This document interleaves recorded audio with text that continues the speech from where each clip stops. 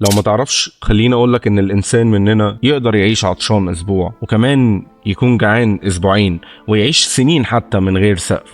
لكن الانسان ده ما يقدرش يستحمل الوحدة لانها من اشد انواع الالم والعذاب النفسي، وده منطقي لاسباب كتير، اهمهم ان الطبيعة الانسانية طبيعة اجتماعية بحد ذاتها في الاساس، لاننا من غير بعض مش هنعرف نعيش مع بعض.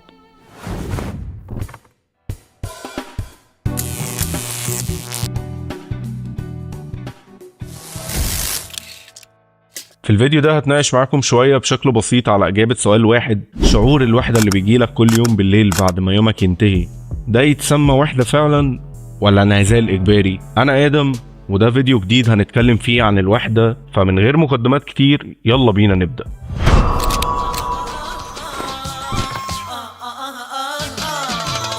يلا بينا يلا يلا يلا يلا يا حبيبي يلا يلا يلا يلا بينا يلا يلا يلا يلا يا حبيبي يلا. لما جاءت الحرية وجاءت النسبية جاءت الفردانية، لأن حرية زائد نسبية فردانية، كل واحد بالحالة. طيب إيش معنى بالحالك؟ بالحالي يعني أنا أستمتع لأن نسبية ما راح تفهمني أصلاً، وأنا حر ما أبغى أحد يضغط علي، لا عائلة لا أسرة لا قانون لا مجموعة ضابطة لي لسلوكي، فأنا حر وفرداني وحط السماعة في إذني وتشرنق حول اهتماماتي، والسوشيال ميديا تعطيني اهتماماتي وتعطيني اهتماماتي وتعطيني رموزي، لا تطلع بس من شرنقتك، إحنا نوفر لك كل شيء، هذا شيء جميل. لكن الحرية والفردانية لا تعطي الأمان أبدا أبدا. طيب في البداية الوحدة كفكرة بالنسبة لي بشوفها فكرة مرعبة جدا، علشان شعور الوحدة ده بيكون شعور إجباري نوعا ما مش اختياري. انت ما بتختارش تبقى لوحدك، أوقات كتير ظروف الحياة بتجبرك تبعد عن حياتك الاجتماعية والأسرية لأي سبب من الأسباب. كمان الظروف قادرة تدمر الجزء اللي باقي من علاقاتك بشكل بسيط جدا، والشكل ده هيكون باين في انشغالك الدائم بشغلك وأهدافك اللي بتسعى لها مهما كان شكل أهدافك دي عاملة ازاي. لكن ما بشوفش ان دي مشكلة بالأخص في وقتنا الحالي. خليني بس أوضح الفرق ما بين الوحدة والانعزال، علشان في ناس كتير بيختلط عليهم الأمر وبيفتكروا ان الاتنين مرتبطين ببعض لأن نهايتهم بتكون وحدة. ولكن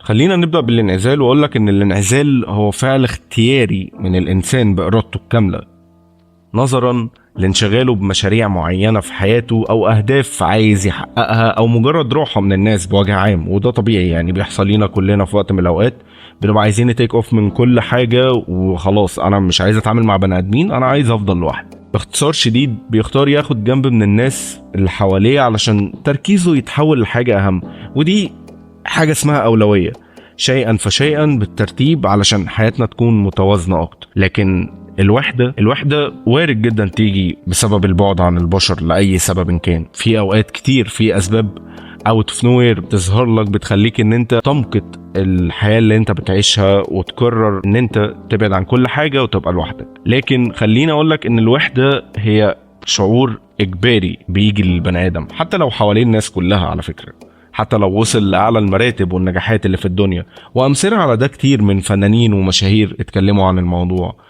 وده بيكون ناتج لأسباب كتير، منها إن مفيش حد حواليك بيفهمك بشكل كويس مهما كنت على درجة من الذكاء والوعي، منها فشل، صدمة، فقدان لحد عزيز عليك. يعني باختصار ده شعور ناتج عن فعل عكسي لنتيجة أو توقع معين كنت مستنيه من الناس أو الحياة، فأدى لأنك تحس بأن ده مش مكانك، فتقرر تسيب كل حاجة فجأة وتروح تتقوقع في مكان مريح ليك.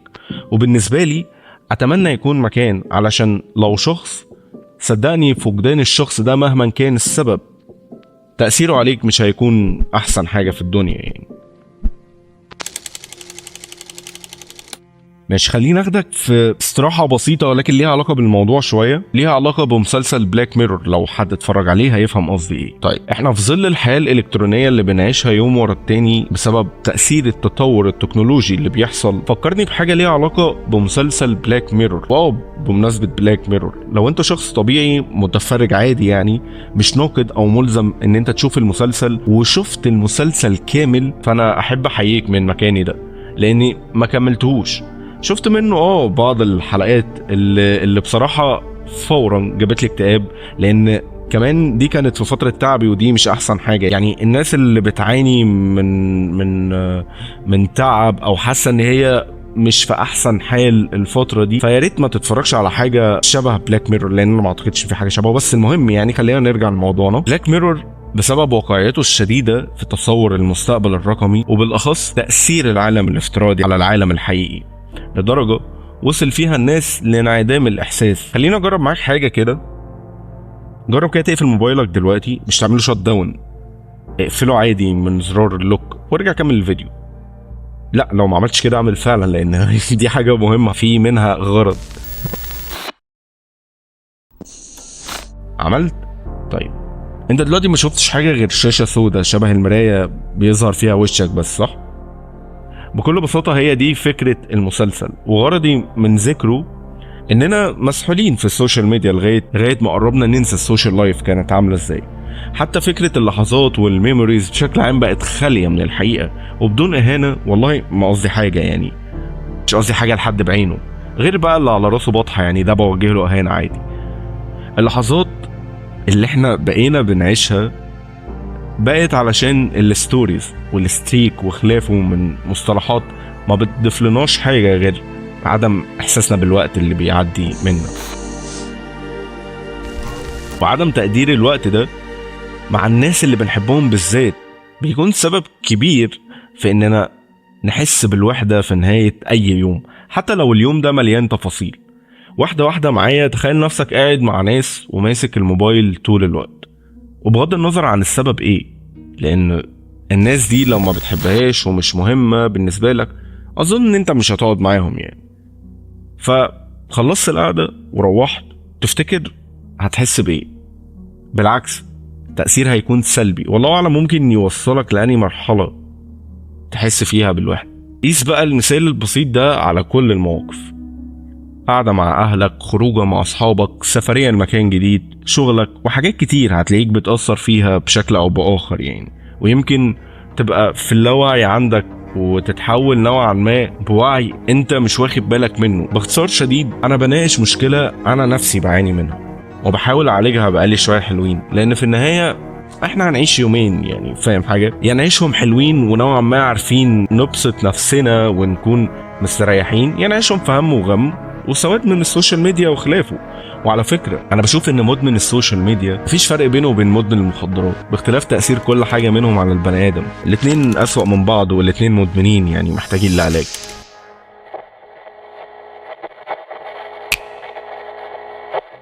فانت طبعا دلوقتي هتقولي يعني اعمل ايه؟ طيب بعد ما خدتك معايا في النقاش البسيط ده، احنا هنطلع بثلاث حاجات مهمين جدا بالنسبة لي: اللايك، السبسكرايب، والشير. حبايبي اشوفكم الفيديو الجاي.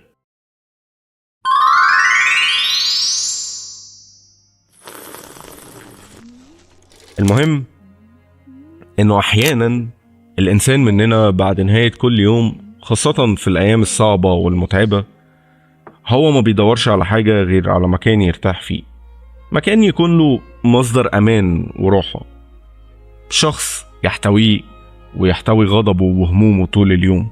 بس نقطة. الموضوع ابسط من كده يعني. ممكن تشوف ان حاجة زي دي عادي، يعني ايه المشكلة؟ يعني انت ضفت لي ايه جديد؟ هي حاجة طبيعية جدا يعني، هي حاجة طبيعية. بس صدقني فعلا الطبيعي دلوقتي ما بقاش يتعاش بسهولة، او احنا من كتر الزحمة والوقت اللي بيطير مننا ما بقيناش عارفين نعيشه. خليني اختم كلامي واقول لك ان الوحدة والانعزال وجهان، لكن مش لنفس العملة. الوحدة شعور مرضي ممكن يسبب اكتئاب، ولو ما تعالجش في اقرب وقت ممكن يؤدي الى كوارث.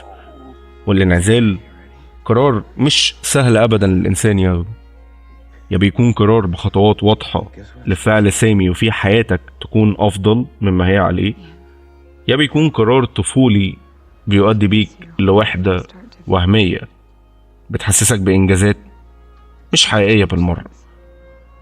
لكن قبل ما امشي انا عايز اسألك سؤال مهم جدا: ناوي تضيع وقت تاني في جدالات مش بتاعتك، ولا هتختار تعيش اللي باقي من وقتك بشكل افضل عن اللي كنت عليه قبل كده؟ بس استنى ردك وتعالى نتناقش في الكومنتات. عامة انا بحب النقاش جدا، ولو عندك اي اقتراحات لاي توبيك او موضوع حابب ان احنا نناقشه في الحلقات الجاية، اتمنى جدا ان انت تعمل ده. يلا سيبك انا دلوقتي واشوفك الفيديو الجاي. سلام. You know what surprised me the most?